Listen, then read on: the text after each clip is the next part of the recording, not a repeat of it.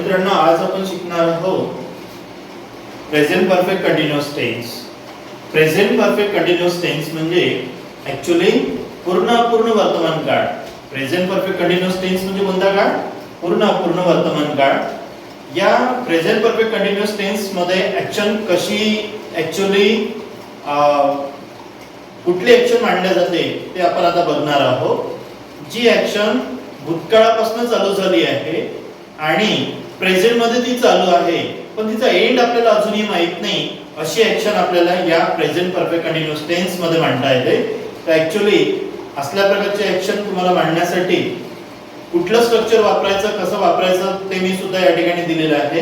Structure आहे present नाही, subject plus have has plus been plus V4 म्हणजे present participle plus object. लक्षात द्या, subject plus have has plus been plus V4 plus object. या प्रकारचा structure तुम्ही त्या ठिकाणी वापरून वाक्य बनवू शकता.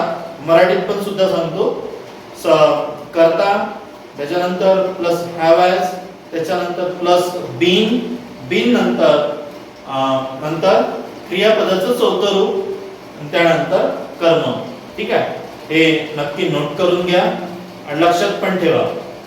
त्यानंतर आपण सांगितलं, मराठीमध्ये सांगितलं आहे की याचं ऍक्च्युअली नेमकं कसा आपल्याला उपयोग करायचा आहे. तर भूतकाळात सुरू झालेली एखादी क्रिया काही काळापासून चालू राहिली आणि ती क्रिया अजूनही चालूच आहे असे जेव्हा दर्शवले जाते त्याला चालू पूर्ण वर्तमान काळ असे म्हणतात. भूतकाळात सुरू झालेली एखादी क्रिया काही काळापासून चालू राहिली आणि ती क्रिया अजूनही चालूच आहे असे जेव्हा दर्शवले जाते त्याला चालू पूर्ण वर्तमान काळ म्हणतात. काय म्हणतात? भूतकाळापासून मी अगोदरही सांगितलं, आता पुन्हा परत रिपीट करत आहे. या ठिकाणी तेच लिहून दिलं आहे की भूतकाळात सुरू झालेली एखादी क्रिया काही काळापासून चालू राहिली. काही काळापासून कशी आहे ती? चालू राहिली आणि ती क्रिया अजूनही चालूच आहे असे जेव्हा दर्शवले जाते त्याला चालू पूर्ण वर्तमान काळ असे म्हणतात. ठीक आहे. तर त्यानंतर एक एक्झाम्पल या ठिकाणी दिलं, he has been driving a car. तो गाडी चालवत आलेला आहे. He has been driving a car म्हणजे तो गाडी चालवत आलेला आहे असं याचं ट्रान्सलेशन होतं. म्हणजे प्रत्येक वाक्याचं तुम्ही ट्रान्सलेशन च्या वर्डनुसार वेगवेगळं होईल.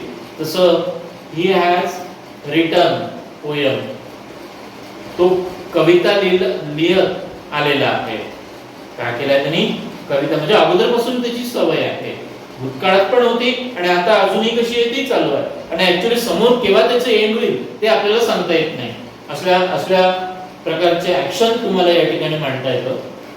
त्यानंतर इंग्लिश मध्ये या ठिकाणी दिलेलं आहे थोडीशी information. an action that started in the past and is still happening in the present. काय म्हणतो? an action that started in the past and is still happening in the present. म्हणजे भूतकाळापासून सुरू झालेली आणि प्रेझेंट मध्ये कशी आहे ती सुरू आहे, तिचा एंड आपल्याला माहित नाही. असल्या प्रकारचं हे ऍक्शन आपल्याला कुठल्या टेन्स मध्ये मांडायचं आहे? Present perfect continuous tense. तर मित्रांनो, परत एक या ठिकाणी दिलेलं आहे की आय, वी, यू, दे च्या समोर कुठला ऍक्च्युअली हेल्पिंग वर्ब वापरायचं आहे? तुम्हाला हॅव वापरायचं आहे आणि त्यानंतर ही, शी, इट नंतर हॅज वापरायचं आहे. ठीक आहे. आणि आणखी यामध्ये अजून कुठली तुम्हाला मदत जर लागत असेल तर नक्कीच विचारा. चॅनलला नवीन असाल तर सबस्क्राइब करा, लाईक करा, शेअर करा, कमेंट्स पण करा. ठीक आहे. थँक्यू.